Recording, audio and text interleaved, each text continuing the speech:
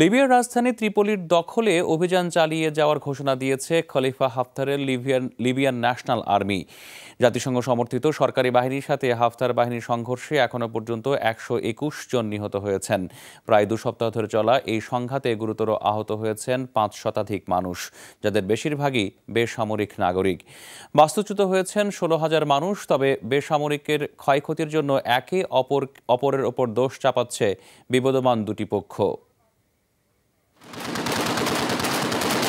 লিবিয়ার জাতিসংঘ সমর্থিত সরকারের সাথে বিদ্রোহী কমান্ডার খলিফা হাফতারের অনুগতদের লড়াইয়ে এখনও রণক্ষেত্র ত্রিপোলির আশপাশের অনেক এলাকা। দক্ষিণাঞ্চলে government of national accord JN এর সেনাদের সাথে বিদ্রোহীদের সম্মুখ লড়াই চলছে। রোববার এলেনের একটি বিমান ভূপাতিত করার দাবি করেছে সরকারি বাহিনী। জাতিসংঘের যুদ্ধবিরতির আহ্বান প্রত্যাখ্যান করে হাফতার বাহিনীর চালানো হামলা প্রতিহতে বদ্ধপরিকর প্রধানমন্ত্রী ফায়েজ আল সেরাজের অনুগত বাহিনী। জাতিসংঘের যুদ্ধবিরতির আহ্বানে সাড়া দিয়েছি আমরা, অথচ হাফতার বাহিনী এখনও বিমান হামলা চালিয়ে যাচ্ছে।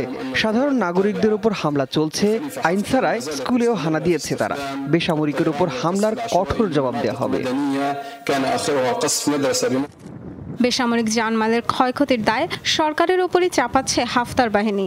একই সাথে ঘোষণা দিয়েছে ত্রিপোলি অভিযান অব্যাহত রাখার। লিবিয়ার জনগণের জীবন ও সম্পদের সুরক্ষায় লিবিয়ান ন্যাশনাল আর্মির লক্ষ্য। আমাদের লড়াই সন্ত্রাসী উগ্রবাদীদের বিরুদ্ধে, যারা রাষ্ট্রবিরোধী কাজে অস্ত্রের ব্যবহার করে।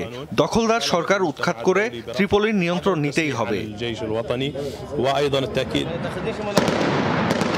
জাতিসংঘের মধ্যস্থতায় লিবিয়ার বিবদমান দুপক্ষের মধ্যে আলোচনা হবার কথা ছিল রোববার, কিন্তু চলমান সংঘর্ষের কারণে তা সম্ভব হয়নি। তবে ওই দিনই মিশরের প্রেসিডেন্ট আবদেল ফাত্তাহ আল সিসির সাথে কায়রোয় বৈঠক করেন বিদ্রোহী commander Khalifa Haftar. Dorothy Tasrin, Jamuna news.